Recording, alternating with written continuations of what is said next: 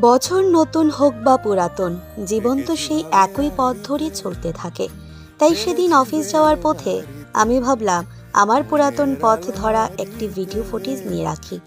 তারপর office complete করে যাই বাড়ি।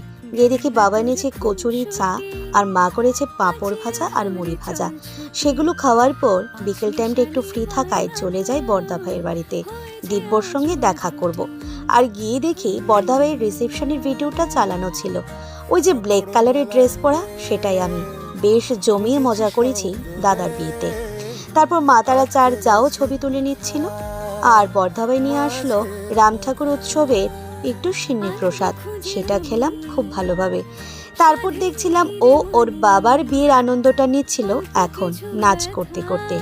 আর দাদা বলল যেহেতু পয়লা বৈশাখ চলে গেছে, তাই আজ দেবে সেই পার্টি।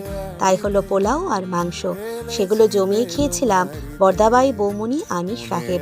আর সেটা কিন্তু রান্না করেছিল প্রায় 80% আমার বর্দা ভাই। আজকের মতো এটুকুই। Tata, bye bye.